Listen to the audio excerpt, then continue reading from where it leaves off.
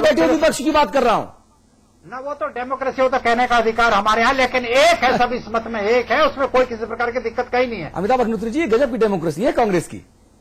नहीं, देखिए, बीजेपी के यहां कुछ खटर पटर हो तो कांग्रेस कहती है अंतर्कलह है, अपने यहां सिर फूटे तो वो कहती है कांग्रेस कि यह लोकतंत्र है या अतिरिक्त लोकतंत्र है।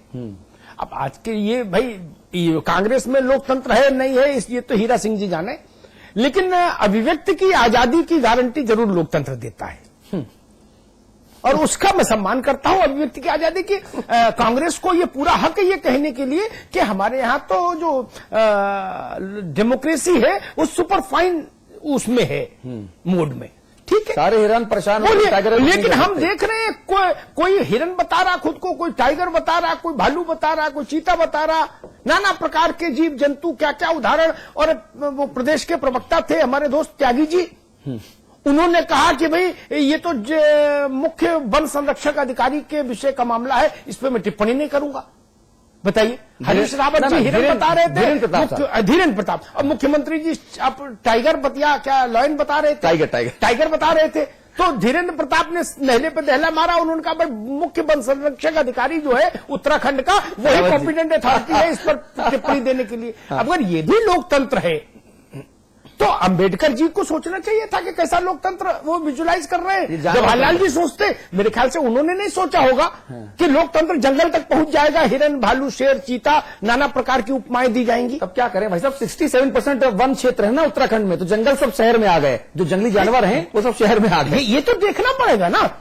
और अगर एक स्वर है, एक सरकार है, एक पार्टी है, तब ये विधायक काली पट्टी बांध के क्यों जाते हैं विधानसभा में?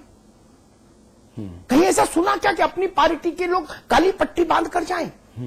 कहीं ऐसा सुना कि अपनी पार्टी के लोग अनशन पर बैठ जाएं?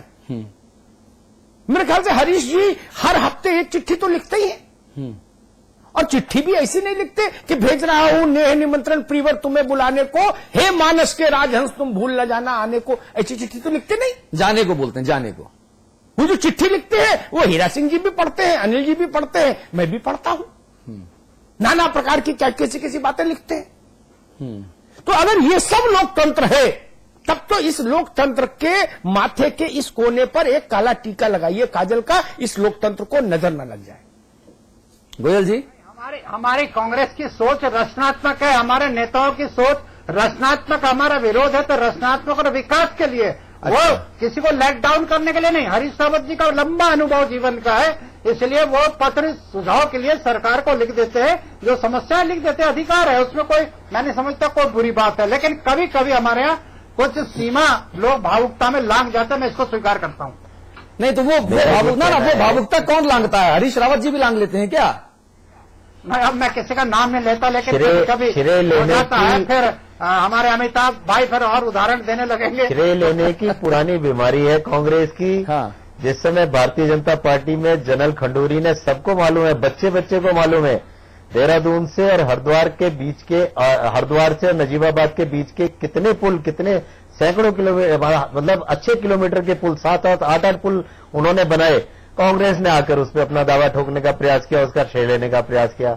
सबको मालूम है, और राज्यों में भी चल रही है। 108 हमने शुरू की, जो यहाँ का एक प्रमुख रिक्वायरमेंट थी उसमें कि भाई यहाँ पर अच्छी चिकित्सा सुविधा हम किस तरह से मुहैया कराएं। हमें लगा कि हम हॉस्पिटल अगर अभी जगह जगह नहीं पहुंचा सकते तो मरीज को हॉस्पिटल पे पहुंचाने का प्रयास करें। 108 हमने खोली, उसका श्रेय कांग्रेस ने लेना चाहा पूरी तरह से। उसके बाद जो है अनेकों ऐसे एक उदाहरण है क्या? ये तो आपसी में इतना लोकतंत्र, इतना आपस में, जैसा हीरा भैया ने कहा कि विपक्ष आपस में। गोयल जी, सिर्फ 2-3 बातें कहूंगा। गोयल जी, जो महाकुंभ में काम हुआ, उस महाकुंभ के काम का श्रेय किसी कांग्रेसी ने नहीं लिया। जो पावर प्रोजेक्ट्स बटे शराब माफियाओं को, उसका श्रेय किसी ने नहीं लिया। जो डूब क्षेत्र में, सुनिए भाई साहब, सुन तो लीजिए। गोयल जी, आप हमारे बड़े भाई भी हैं, सुन लीजिए। आप छोटे भाई के अधिकार, अभिव्यक्ति के अधिकार का हनन न कीजिए। जो तमाम दूसरे काम हुए डूब क्षेत्र में, जो है बीजेपी के नेताओं को अस्पताल बनवाने के लिए जमीन दे दी गई विचलन के अधिकार का इस्तेमाल करते हुए, उस पर तो किसी कांग्रेसी ने श्रेय नहीं लिया। अपने अपनों को जो रेवड़ियां बांटी गई, भाई साहब, गोयल साहब जी, चाहे श्रावंती गैस प्रोजेक्ट से लेकर 50 तरह के दूसरे गैस प्रोजेक्ट के नाम हो, पावर हाइड्रो प्रोजेक्ट्स के नाम हो, उसको तो किसी कांग्रेसी ने ऑन नहीं किया कि साहब इसमें भी हमको श्रेय चाहिए। ये आप लोगों की लगता सफलता रह गई कि कांग्रेसी आपके इन तमाम कामों का श्रेय न ले पाए। अदिल जी, मेरा ये मानना है कि कांग्रेस, हम कितना भी, अभी हरीश जी कह रहे थे हम अच्छा विपक्ष नहीं दे पाते, हम कितना भी अच्छा विपक्ष दे लें और कितने भी मुद्दे उठा लें, हम इनके आपसी जो विपक्ष है एक दूसरे के प्रति इनका, नहीं, जो मुद्दे मैंने उठाए उस पर भी तो उस पर भी कुछ बात कर लीजिए। मैं इसलिए इस बात को कह रहा हूं, गोयल जी जो मुद्दे मैंने उठाए अभी 4-5 बिंदु, इस पर भी तो कुछ प्रकाश डाल दीजिए भाई साहब। नहीं, उस पर भी आता हूं, पर मेरा कहना यह है, इस पे पहले आ जाइए। आज पूरा राज्य इस बात के लिए सफर कर रहा है कि कांग्रेस में आपसी लड़ाई खत्म नहीं हो रही, आपसी मतभेद खत्म नहीं हो रहे, उसका पूरा खामिजा ये राज्य भुगत रहा है। उसका क्या किया? कोट द्वार में क्या हुआ था? कोट द्वार में गोयल साहब क्या हुआ था? नहीं, कोट द्वार में क्या हुआ आप बताइए। नहीं, मैं आपसे पूछ रहा हूं। गोयल साहब जवाब नहीं देंगे। गोयल साहब सब बातों को ढक रहे हैं। अभी जो 108 की बात की है, भारत सरकार की योजना है, 88% भारत सरकार का इसमें अंशदान है, 12% राज्य सरकार का है। नाम इन्होंने कुछ भी कहे, लेकिन राज्य सरकार 5 साल तक बीजेपी की एक भी योजना केवल बेचने के अलावा, लूटने के अलावा इस राज्य को नहीं दे पाई है। मैं डंके की चोट से बात कहता हूं। जो फूट की बात कांग्रेस में, इससे अधिक तो हिंदुस्तान में दिखाई दे रही कि बीजेपी में कितनी फूट है। वो एक दूसरे को बर्दाश्त करने को तैयार नहीं है। हम तो समय पर एक होंगे, परिणाम उसका अच्छा देंगे। राज्य के हित में काम हो रहा है, इसमें सब हम लोग चुनौती को इकट्ठा होकर के मुकाबला कर रहे हैं। बिष्ट जी, आप इकट्ठा होकर मुकाबला करने की बात कर रहे हैं, लेकिन इतनी बड़ी आपदा हुई, मुझे प्रदेश के युवराज नजर नहीं आए। नहीं, प्रदेश के युवराज आए थे, सारे बीजेपी में हंगामा। प्रदेश के युवराज सब अपने अपने क्षेत्रों में काम कर रहे थे, सभी जा रहे थे क्षेत्रों में, सभी ने अपनी अपनी रिपोर्ट मुख्यमंत्री। आप समझ गए ना भाई साहब, समझ गए ना हीरा सिंह जी, मैं किसका नाम समझ गए ना भाई साहब? ना, मैं इतना ज्यादा बुद्धि मेरे पास नहीं है भाई साहब। राज्य की युवराज राहुल गांधी जी और प्रदेश की युवराज कौन हुआ आप जानते हैं? जी। अब हमारे यहाँ तो बहुत युवराज है प्रदेश में, सारे नौजवान लगे हैं इसमें। भाई साहब, दिक्कत यही है कि हर नेता का पुत्र युवराज, आम जन नहीं है। दिक्कत ये नहीं, फिर भी सबके पुत्र युवराज नहीं हो सकते। हाँ। युवराज की परिभाषा ही वहां से पैदा हुई, जो राजा का पुत्र वो युवराज। हाँ। युवराज इतना सस्ता शब्द नहीं कि हर किसी के कंधे पर माला डाल दो ना गले में। युवराज तो वही हो सकता है जो राजपुत्र हो, राजा का पुत्र हो। अब आप लोग अपनी व्यंग्यात्मक शैली में बात कर रहे हैं। अब मैं जो समझ पा रहा हूं, लेकिन सबकी, भाई साहब से बात कर रहा हूं।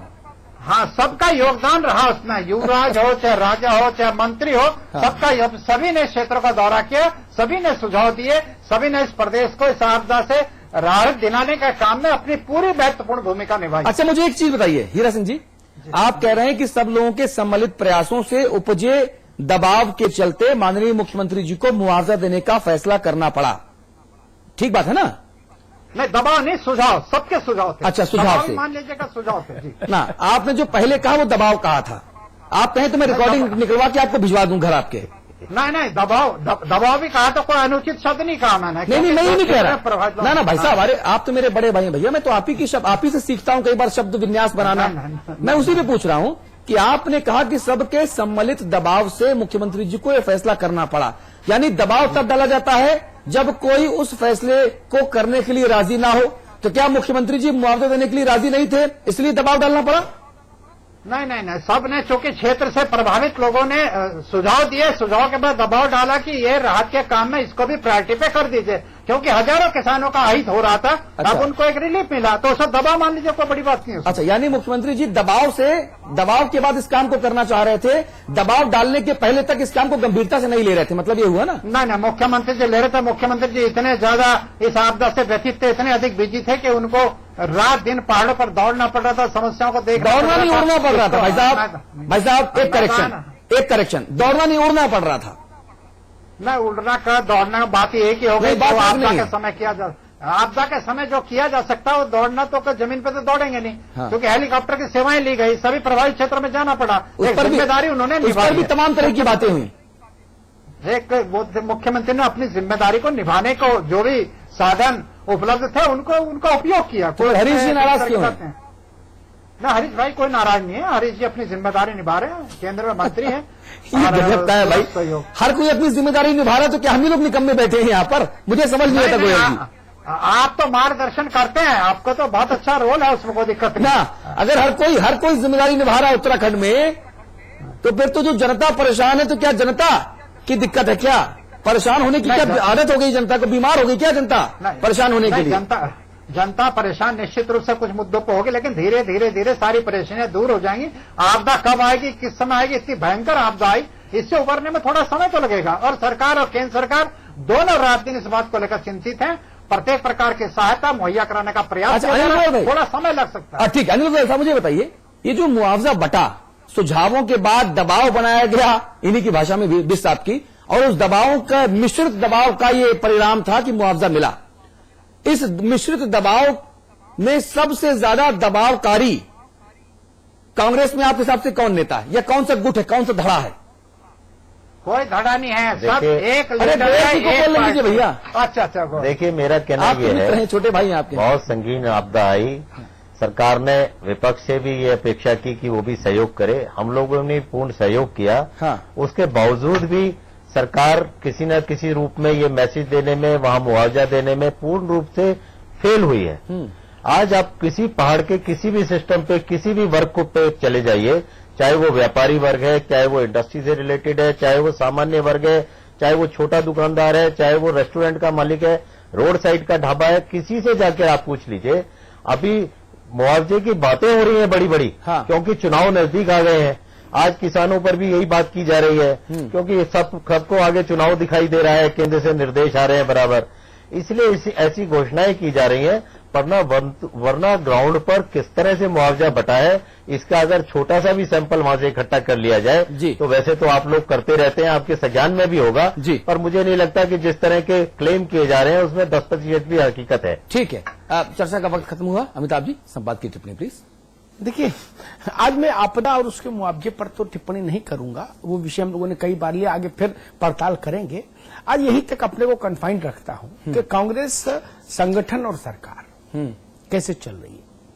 आदरणीय हीरा सिंह जी ने कुछ बातें कही, बताया कि भाई लोकतंत्र है और सब लोग गंभीर चिंता कर रहे हैं प्रदेश के विकास की। मैंने सूबे के कांग्रेस के 2 सबसे बड़े नेताओं से बात की थी, उनसे बड़ा कोई नेता नहीं आज उत्तराखंड में, और 1-2 मिनट नहीं, आधे घंटा, 1 घंटा, आधे 1 घंटे लंबी बात की मुख्यमंत्री जी से और केंद्र में मंत्री हरीश भाई से, दोनों से बैठकर बात की। एक ही सवाल दोनों से पूछा, वो सवाल और दोनों का उत्तर आदरणीय हीरा सिंह विष्ट के संज्ञान में छोड़कर जाऊंगा, इस शो की समाप्ति करूंगा। मैंने पूछा हरीश रावत जी से कि सरकार ठीक ठाक चलेगी ना, तो उन्होंने कहा ये जिम्मेदारी ड्राइवर की है, बस में बैठे लोगों की नहीं। वो जैसी बस चलाएगा वैसा रिजल्ट आएगा। बस कहां पहुंचेगी ये ड्राइवर पर निर्भर करता है, पड़ाव तक पहुंचेगी कि नहीं पहुंचेगी, इसमें बैठे हुए लोग क्या बोले। हरीश जी ने कहा, मैंने यही बात मुख्यमंत्री जी से पूछी और अगले दिन पूछी, अगले ही दिन पूछी, ठीक अगले दिन। हाँ। मैंने कहा बात पुरानी भी नहीं हो, उनके शब्दों को कोट किया हरीश जी के, तो मुख्यमंत्री जी ने कहा कि बस की ठीक ठाक स्टेशन से स्टेशन पहुंचने की गारंटी और जिम्मेदारी केवल ड्राइवर की नहीं है, जो बैठे हैं वो भी ठीक ठाक बैठे रहेंगे तभी बस पहुंचेगी, वो गड़बड़ करेंगे तो बस नहीं पहुंचेगी। अब ये दोनों उत्तर अगर एकता, प्रेम, सद्भाव, लोकतंत्र, वफादारी, कांग्रेस आला कमान, प्रदेश के प्रति गंभीर चिंता, गंभीर चिंतन, मनन, जनहितकारी सरकार, इन सब चीजों से रूपायित होते हैं ये दोनों उत्तर। क्योंकि ये दोनों नेता इतने बड़े हैं, दोनों के पास बुद्धि विवेक इतना है, इतना अनुभव है। बहुगुणा जी तो हेमवती नंदन जी के पुत्र हैं, हरीश जी के पास एक लंबा 40, 45, 50 वर्ष का अनुभव है उसी प्रदेश में राजनीति करने का। कांग्रेस को खड़ा किया उन्होंने वहां ग्राउंड पर, तो दोनों ने सोच समझ के उत्तर दिया होगा। अब उनके उत्तर को सच मानूं या ये मानूं कि रामराज आ गया, ये जनता के ऊपर छोड़ के जाऊंगा। बहुत बहुत नमस्कार, बहुत बहुत शुक्रिया हीरा सिंह साहब, बहुत धन्यवाद, बहुत शुक्रिया गोयल साहब। आपके अपने चैनल समाचार प्लस पर खबरों का सिलसिला लगातार जारी है। नमस्कार।